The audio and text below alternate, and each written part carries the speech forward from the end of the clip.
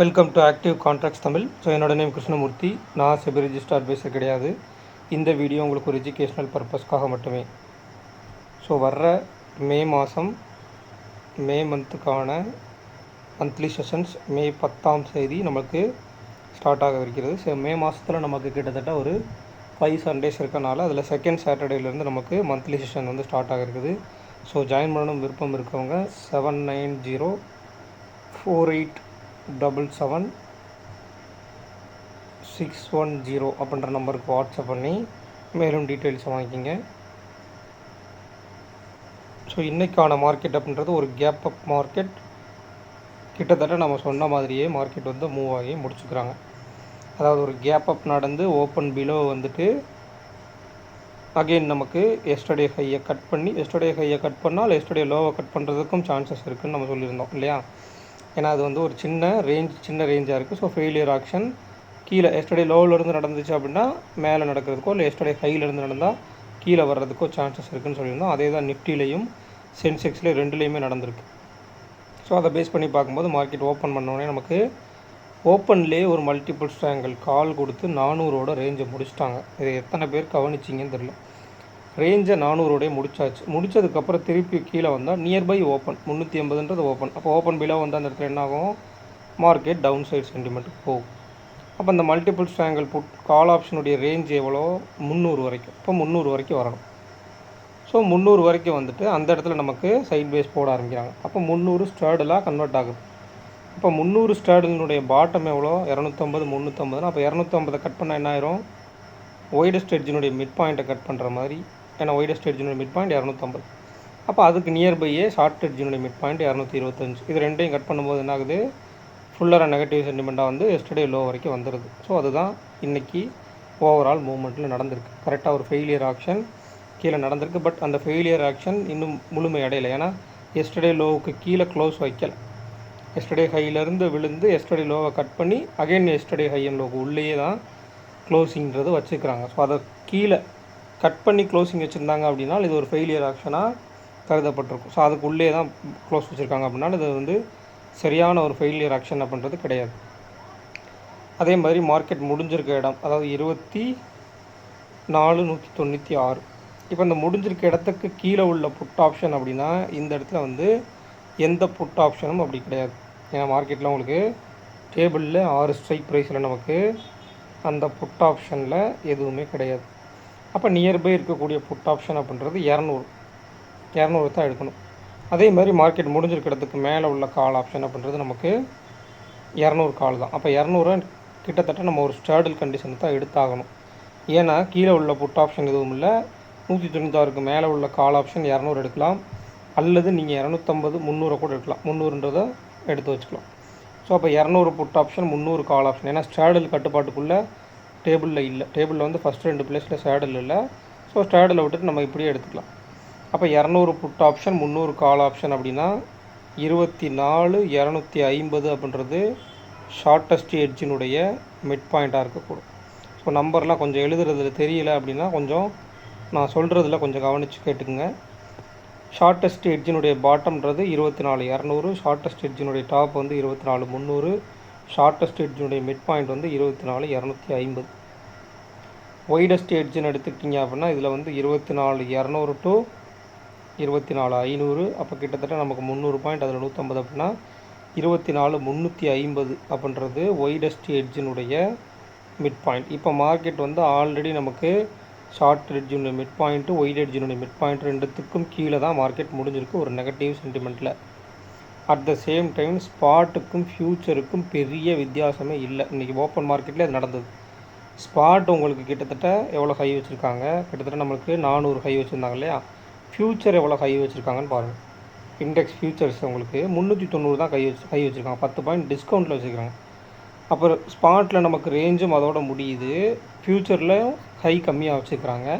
Again open below வந்தால் என்ன ஆகும், அந்த இடத்துல மார்க்கெட் டிஸ்கவுண்ட்டில் இருக்குது, கீழே தான் போகும். அல்லது நெகட்டிவில் ஒரு சைட் பேஸில் நடக்கும் மார்க்கெட். ஸோ அதுதான் இன்றைக்கி நடந்திருக்கு. நீங்கள் காலைல ஓப்பன் மார்க்கெட்டில் அதை கவனிச்சிருந்தீங்கனாலே போதும். அப்போ ஓப்பன் அபவ் வச்சுருந்தா என்ன இருக்கும், மார்க்கெட் பெருசாக மேலேயும் போயிருக்காது, சைட் பேஸ்லேயே தான் இருந்திருக்கும். ஒரு நாளைக்கு குறிப்பிட்ட ரேஞ்ச் இல்லையா, 100 to 150 பாயிண்ட். அதுக்குள்ளே முடிச்சுட்டு சைட் வேஸ்லேயே தான் மார்க்கெட்ன்றது போயிருக்கும். பெருசாக கீழே வராமல் ஓப்பனுக்கு மேலே இருந்திருந்தாங்க அப்படின்னா அந்த சைட் வேஸ்ன்றது போயிட்டே இருந்திருக்கும். ஸோ இந்த வைடஸ்ட் எட்ஜினுடைய மிட் பாயிண்ட்டும் ஷார்ட்டஸ்ட் எட்ஜினுடைய மிட் பாயிண்ட்டும் தெரிஞ்சாச்சு நமக்கு. அடுத்து ரேஞ்சின் அடிப்படையில் பார்க்கும்போது 200 புட் ஆப்ஷன், 300 கால் ஆப்ஷன். இதில் நமக்கு மார்னிங்கே கேட்டிருந்தாங்க வால்யூம் வந்து ட்ராப் அவுட் ஆகிருக்கு அப்படின்னு நிறைய பேர் கேட்டிருந்தீங்க. ஸோ வால்யூம் ட்ராப் அவுட்னா ஐவி ட்ராப் அவுட் ஆகும்போது வால்யூம் ட்ராப் அவுட் ஆகும். ஏன் அப்படின்னா ஐவின்றது ஒரு பையருக்கான இம்ப்ளைடு வால்யூம்ன்றது ஒரு பையருக்கான டேட்டா. அப்போ பையர் அந்த இடத்துல வந்து நம்ம ஆக்டிவாக நிறைய பேர் இருந்தாங்கன்னா தான் அங்கே செல்லர்ஸும் இருப்பாங்க. ஸோ பையர்ஸ் வந்து அந்தளவுக்கு இல்லை, அங்கே இன்ட்ரெஸ்டடாக இல்லை, ஒன் சைடராகவோ இல்லை பெரிய அளவுலையோ இன்ட்ரெஸ்டடாக இல்லைன்றப்போ வால்யூம் ஆல்மோஸ்ட் லோவாகத்தான் செய்யும். At the same time yesterday high and லோவுக்கு உள்ளே ட்ரேட் ஆகும்போது வால்யூம் லோவாகத்தான் இருக்கும். அதில் எந்த விதமான மாறுதலும் இல்லை. ஸோ இப்போ 24,300 + 133 24,433 அப்படின்றது ஷார்ட் ரேஞ்சோட டாப். 24,200 - 193 அப்படின்ற பட்சத்தில் அதனுடைய -24,007 அப்படின்றது ஷார்ட் ரேஞ்சோட பாட்டம். இப்போ 193 + 133 அப்படின்னு எடுத்துக்கிட்டால் 226, 326. அப்போ 24,300 + 326னா 24,626 அப்படின்றது ஒயிட் ரேஞ்சோட டாப். அப்போ ஒயிட் ரேஞ்சோட பாட்டம் அப்படின்னு எடுத்துக்கிட்டால் கிட்டத்தட்ட நம்மளுக்கு ஒரு 326 மைனஸ் பண்ணோம் அப்படின்னா 100. அதுக்கப்புறம் நமக்கு 23,900. அப்போ 23,874, 23,874 அப்படின்றது ஒயிட் ரேஞ்சோட பாட்டமாக இருக்கக்கூடும். இதில் இம்ப்ளைடு வால்டிலிட்டின்னு கவனிக்கும்போது மார்னிங் ஓப்பன் மார்க்கெட்லேயே நமக்கு கால் சைடில் implied volatility drop out, put சைடில் காலை விட கொஞ்சம் அதிகம். ஓவரால் ப்ரீவியஸ் க்ளோஸில் வந்து ட்ராப் அவுட் தான், பட் காலை விட புட் ஆப்ஷன் சைடில் கொஞ்சம் அதிகம். அப்போ என்ன இருக்கும், புட் ஆப்ஷன் சைடில் வாலட்டிலிட்டி இருக்கும். அப்போ புட் ஆப்ஷனுக்கு ஒன்று ஓப்பனுக்கு கீழே இருக்குன்னா என்ன ஆகும், புட் ஆப்ஷன் ப்ரீமியம் கொடுத்து கரைப்பாங்க, தான் நடந்திருக்கு. ஸோ கால் சைடில் இப்போ க்ளோசிங் டைமில் நமக்கு கால் சைடு 14, புட் சைடு அதிகமாக இருக்காங்க, புட் சைடு 19. அப்போ நாளைக்கு மார்க்கெட்டில் வந்து மார்க்கெட் ஓப்பன் பிலோ இருந்தாங்கன்னா ப்ரீமியம் அவங்களுக்கு கொடுத்து கரைக்கப்படுவாங்க. ஓப்பன் அபோவ் இருந்தாங்கன்னா டேரெக்டாக அவங்களுக்கு ப்ரீமியம் கரைதல் அப்படின்னு நடந்துகிட்டே இருக்கும். ப்ரீமியம் கொடுத்தாலும் பெருசாக அவங்களுக்கு கொடுக்க மாட்டாங்க, சின்னதாக ஒரு மொமெண்டம் கொடுத்துட்டு அகைன் திருப்பி அவங்களுடைய கரைதல் இருக்கும். ஸோ இந்த மொமெண்டம் அப்படின்றது இருக்கும். மார்க்கெட் வந்து ஒரு ஃப்ளாட் க்ளோசிங் தான், high to low closing, open below closing, அதில் எந்த மாற்றமும் இல்லை. பட் ஃப்ளாட் க்ளோசிங் ப்ரீவியஸ் க்ளோஸுக்கும் முடிஞ்சிருக்க இடத்துக்கு, அதாவது 232 சம்திங் நினைக்கிறேன் அங்கே இருக்கும். இப்போ முடிஞ்சிருக்கிறது ஒரு 34 பாயிண்ட் தான் மைனஸ் முடிஞ்சிருக்காங்க. நமக்கு -50 பாயிண்ட்டுக்கு மேலே முடிஞ்சால் தான் அது ஒரு நெகட்டிவ் சென்டிமெண்ட்டாக, பெரிய நெகட்டிவ் சென்டிமெண்ட்டாக எடுத்துக்க முடியும். பட் இங்கே பார்க்கும்போது ஒரு ப்ரீவியஸ் க்ளோஸ்க்கு நியர்பை தான் முடிச்சுக்கிறாங்க. ஆனால் எஸ்டர்டே லோவை கட் பண்ணி அகைன் உள்ளே வந்திருக்காங்க அப்படின்ற பட்சத்தில் அகெயின் இந்த ரேஞ்சுக்குள்ளே இருந்தாங்கன்னா சைட்வேஸில் போயிடுவாங்க, அல்லது எஸ்டர்டே லோவை தாண்டி கீழே ஓப்பன் ஆகிறாங்களாம் பார்க்கணும். ஏன்னா ஒரு நெகட்டிவ் சென்டிமெண்ட்டில் மேலே வந்து நம்மளுக்கு ரேஞ்ச் ஃபிக்ஸ் பண்ணி அங்கேருந்து கீழே மார்க்கெட்டை கொண்டு வந்திருக்காங்கன்ற பட்சத்தில் இன்னமும் மார்க்கெட் நெகட்டிவ் சென்டிமெண்ட்டாக நாளைக்கு போகிறதுக்கு வாய்ப்பு இருக்கா. உதாரணத்துக்கு நாளைக்கு வந்து ஒரு ஃப்ரைடே மார்க்கெட்டில் மேக்ஸிமம் ஆஃப் த டைம் வந்து ஒன் சைட் மார்க்கெட் இருக்கிறதுக்கு சான்சஸ் இருக்குது. ஐவி வந்து ஆல்மோஸ்ட் ட்ராப் அவுட் ஆகிருக்கு இல்லையா. ஸோ ஐவி ட்ராப் அவுட் ஆனாலும் என்ன அர்த்தம், ரிவர்சல் இருக்காதுன்னு அர்த்தம். அப்போ ரிவர்சல் இல்லை அப்படின்னா ஐவி நாளைக்கு இன்னமும் கொஞ்சம் ட்ராப் ஆகிடுச்சு அப்படின்னா ஐடிஎம் டு ஓடிஎம் பர்சன்டேஜஸ் இருந்து டேபிளில் ரேஞ்ச் எக்ஸ்டென்ஷன் இருந்தால் மார்க்கெட் இன்னமும் கொஞ்சம் கீழே போகிறதுக்கு சான்சஸ் இருக்கும். அப்போ இந்த இடத்துல வந்து வீக்லி ஓப்பன்னு பார்க்கணும். டே வந்து நமக்கு கீழே தான் க்ளோஸ் வச்சுருக்காங்க, வீக்லி ஓப்பன் ரொம்பவுமே கீழே இருக்குது. மந்த்லி ஓப்பன் என்ன இருக்குதுன்னு பார்க்கணும். அப்போ வீக்லி ஓப்பன் நமக்கு கீழே இருக்கும்போது மந்த்லி ஓப்பன் ஆட்டோமேட்டிக்காக நமக்கு கீழே தான் இருக்கும். அப்போ வீக்லிலேயும் மந்த்லிலேயும் மார்க்கெட் வந்து பாசிட்டிவாக இருக்குது, ஏன்னா வீக்லி க்ளோசிங் இல்லையா நாளைக்கு. ஸோ அப்போ வீக்லி க்ளோஸ் ஆகுது, நாளைக்கு ஒரு பாசிட்டிவாக க்ளோஸ் ஆகிறதுக்கு சான்சஸ் இருக்குது.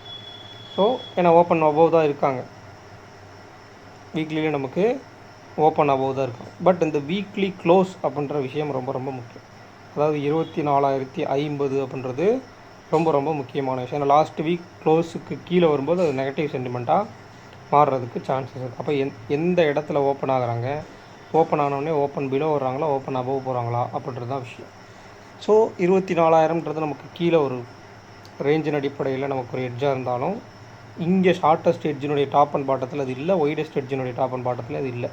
பட் ரேஞ்சில் நமக்கு வர்றாங்க, ப்ரீமியத்தினுடைய ரேஞ்சில் வர்றாங்க. ஸோ அது எப்படி ரியாக்ட் பண்ணுறாங்க அப்படின்றத நாளைக்கு பார்க்கணும், ஓகேங்களா. ஸோ ஐவின்றதை எப்போவுமே ஒரு பார்வை வச்சுக்கோங்க. ஐவியில் எந்த சேஞ்சஸ் நடந்தாலும் அது மார்க்கெட்டை அஃபெக்ட் பண்ணும். உதாரணத்துக்கு இன்றைக்கி ரிவர்சல் இல்லாமல் போனது கால் ஆப்ஷன் சைடில் வந்து மொமெண்டம் இல்லாமல் ஓப்பன் அபவ் போயிட்டு உடனே திருப்பி கீழே ட்ராப் அவுட் ஆனது எல்லாமே வந்து ஐவி ட்ராப் அவுட் ஆன காரணத்தினாலையும் நடந்திருக்கு. சரிங்களா? அதே நேரம் வந்து ஒரு ட்ரேடு நீங்கள் டிசைன் பண்ணுறீங்க அப்படின்னா 1 or 2 ட்ரேட்ஸ்குள்ளே முடிச்சிருங்க. ஏன்னா மொமெண்டம் கொடுக்குற மார்க்கெட்டில் தொடர்ச்சியாக கொடுத்துட்டே இருக்க மாட்டாங்க. ஒரு மொமெண்டம் கொடுத்து அடுத்து சைட் வேஸ் போட்டு அதுக்கப்புறம் ஒரு பிரேக் அவுட் கொடுத்து அதுக்கப்புறம் சைட் வேஸ் போட்டு அல்லது ஒரு ரிவர்சல் கொடுத்து இந்த மாதிரி தான் வைப்பாங்க. ஸோ ஒரு ட்ரேடுக்குள்ளே பையராக இருந்தீங்க அப்படின்னா ஒரு ட்ரேடுக்குள்ளே முடிச்சிருங்க, அவ்வளோதான். செல்லராக இருந்துட்டிங்கன்னா பிரச்சனை இல்லை. இப்போ காலைல ஓப்பன் மார்க்கெட்டில் நீங்கள் வந்து ஓப்பன் பிலோன்னு காலை செல் பண்ணிட்டீங்க அப்படின்னா எண்ட் ஆஃப் த டே வரைக்கும் நீங்கள் காலை ஹோல்டு பண்ணாலும் எந்த பிரச்சனையும் உங்களுக்கு ரிவர்சல்லே அங்கே பெருசாக இல்லை. அப்போ எந்த பிரச்சனையும் இல்லைன்றப்போ நீங்கள் தாராளமாக ப்ராஃபிட்டபுளாக தான் இருக்க முடியும். பெரிய ரிவர்சல் பண்ணுறது அந்த இடத்துல இல்லை. மேலே வந்த மார்க்கெட் கூட அகைன் மிட் பாயிண்ட்டுக்கு மேலே சஸ்டெயின் ஆகாமல் கீழே தான் விழுந்திருக்காங்க. ஸோ அப்போ காலை செல் பண்ணவங்களுக்கு இந்த இடத்துல எந்த ப்ராப்ளம் இல்லை. பட் புட்டை பை பண்ணவங்களுக்கு மார்க்கெட்டில் புட் ஆப்ஷனுக்கு ஒரு ப்ரீமியம் கொடுத்து திருப்பி அகைன் டிகே பண்ணிட்டே இருப்பாங்க. ஸோ அதை வந்து கொஞ்சம் கவனத்தில் வச்சு ஒரு ட்ரேட் எடுக்கிறீங்க அப்படின்னா பையிங் பொசிஷனில் அந்த ட்ரேடுக்கு குறிப்பிட்ட அளவில் ஸ்டாப் லாஸு டார்கெட்டு என்ட்ரி பாயிண்ட்லாம் டிசைன் பண்ணிவிட்டு அதில் ஒன்று ஸ்டாப் லாஸ் அடித்தா ஸ்டாப் லாஸ் இல்லை டார்கெட் அடித்தா டார்கெட்டுன்ற பேசிஸில் சீக்கிரமாக க்ளோஸ் பண்ணிட்டு வெளியே வரப்பாங்க. ஏன்னா அது ஹோல்டு பண்ண உங்களுக்கு டிகேவும் நடக்கும் பையிங் பொசிஷனில். இப்போ பாருங்கள், இதில் 258 ரூபா ஹை க்ளோஸ் ஆனது 193 ரூபா, கிட்டத்தட்ட 60 பாயிண்ட் கீழே க்ளோஸ் வச்சுருக்காங்க. ஸ்பாட் நமக்கு கிட்டத்தட்ட 100 பாயிண்டில், அதாவது இந்த இடத்துல நீங்கள் கணக்கு எடுக்கும்போது 100 ரூபாயிலிருந்து 24,102 கிட்டத்தட்ட நமக்கு போயிட்டு அகைன் திருப்பி 188 வரைக்கும் வந்திருக்காங்க. ஸோ அங்கே 60 பாயிண்ட் நமக்கு டிகே இருக்குது ஐடிஎம் புட் ஆப்ஷன்ஸில். ஸோ அதில் நீங்கள் கவனத்தில் வச்சுக்கணும். ஒரு ப்ரீமியம் நீங்கள் பை பண்ணுறீங்க அப்படின்னா குறிப்பிட்டு அதில் நீங்கள் ரிஸ்க் ரிவார்ட் ரேஷியோ வச்சு ரிஸ்க் மேனேஜ்மெண்ட்டில் ரிஸ்க் ரிவார்ட் ரேஷியோ வச்சுட்டு 1:1 இல்லை 1:2 வச்சு அதில் வந்து புக் பண்ணிவிட்டு ஷார்ட்டாக வெளியே வந்துடணும். லாங்கர் டைம் பீரியடில் ஹோல்டு பண்ணணும் அப்படின்னா அதுக்கு ஐவி இருக்கணும், ஒன் சைட் மொமெண்டம் இருக்கணும், ரேஞ்ச் எக்ஸ்டென்ஷன் இருக்கணும். அதாவது இந்த வீக்லி லோவுக்கு கீழே ட்ரேட் ஆகிறது, மந்த்லி லோவுக்கு கீழே ட்ரேட் ஆகுது, இல்லை வீக்லி ஹைக்கு மேலே மந்த்லி ஹைக்கு மேலே அந்த மாதிரி ஒன் சைடாக போகக்கூடிய மார்க்கெட்டுக்கான ரேஞ்சஸாக இருக்கணும். அல்லது ஒரு ஃபெயிலியர் ஆக்ஷனில் கீழே போயிட்டு நல்ல டவுன் சைடில் ஒரு சப்போர்ட் வச்சு வீக்லி லோவுக்கும் கீழே ஒரு லோ வச்சு அகைன் திரும்பி ரிவர்சல் கொடுக்குற மார்க்கெட்டு, இல்லை மந்த்லி ஹைக்கு மேலே போய் மந்த்லி ஹையிலேருந்து அகைன் திருப்பி கீழே வர்ற மார்க்கெட், இந்த மாதிரி பெரிய மொமெண்டம் இருக்கிற மார்க்கெட்டில் வந்து கொஞ்சம் லாங்கர் பீரியட் ஹோல்டு பண்ணலாம். அதர்வைஸ் வந்து பையர்ஸ் வந்து கொஞ்சம் ஷார்ட்டாகவே ஹோல்டு பண்ணி ட்ரேடை முடிச்சிட்டிங்கன்னா அப்படின்னா தான் கொஞ்சம் ஈஸியாக. ஏன்னா அகெயின் அண்ட் அகெயின் உங்களுக்கு அந்த ட்ரேடுன்றது வராமல் இருக்கும்.